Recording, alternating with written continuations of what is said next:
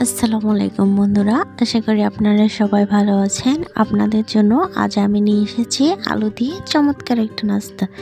তো চলুন সময় নষ্ট না করে শুরু করা যাক। এখানে আমি দুটো নতুন আলু নিয়েছি। আলু দুটো ভালোভাবে ধুয়ে চোচা ছাড়িয়ে নিয়েছি। এরপরে আমি আমার পছন্দ মতো শেপ দিয়ে কেটে নিব। আপনারা দেখতে পাচ্ছেন আমি এভাবে শেপ দিয়ে কেটে নিয়েছি। এখন আমি দিয়ে দিব 1 চামচ ময়দা, তারপরে দিয়ে দিব 1 চামচ বেসন, এরপরে দিয়ে দিব আমি হাফ চামচ চাট মশলা, এরপরে দিয়ে দিব স্বাদ মতো লবণ, তারপরে বেকিং পাউডার, এরপরে দিয়ে দেব শুকনো লঙ্কা গুঁড়ো, তারপরে দিয়ে দিব সামান্য কিছু হলুদ।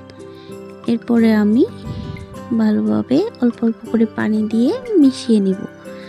সবগুলো হাতের সাহায্যে আমি এভাবে মাখিয়ে নিচ্ছি। আপনারা কিন্তু দেখতে পাচ্ছেন আমার কিন্তু মাখানোটা হয়ে গিয়েছে। এখন আমি চুলায় একটা কড়াই বসিয়ে দিয়ে গ্যাসটা অন করে দিয়েছি। এরপরে দিয়ে দিব কড়াইতে তেল। আমি এখানে পরিমাণ মতো তেল নিয়েছি, বেশি তেল নেওয়ার দরকার নেই। তেলটা গরম হয়ে এসেছে।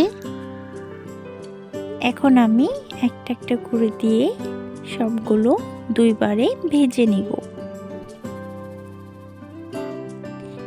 আপনারা দেখতে পাচ্ছেন আমার কিন্তু দিয়ে দেওয়া হয়েছে। এখন আমি একটা চামচের সাহায্যে এপাশ থেকে ওপাশ উল্টে দিব।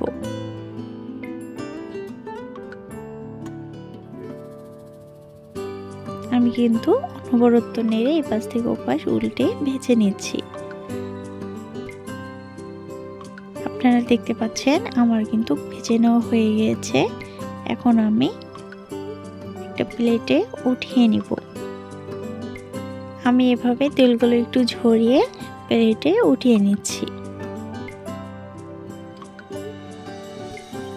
প্লেটে উঠিয়ে নেওয়া হয়ে গিয়েছে। এখানে আমি সস দিয়ে পরিবেশন করেছি। আপনারা চাইলে সস অথবা ধনিয়া পাতার গ্রেভি দিয়েও পরিবেশন করতে পারেন। ভিডিওটা যদি আপনাদের সবাইকে ভালো লেগে থাকে তাহলে লাইক, কমেন্ট, শেয়ার করে দিবেন। ভিডিওটা শেষ পর্যন্ত দেখার জন্য আপনাদের সবাইকে ধন্যবাদ। ভালো থাকবেন, সুস্থ থাকবেন। আল্লাহ হাফেজ।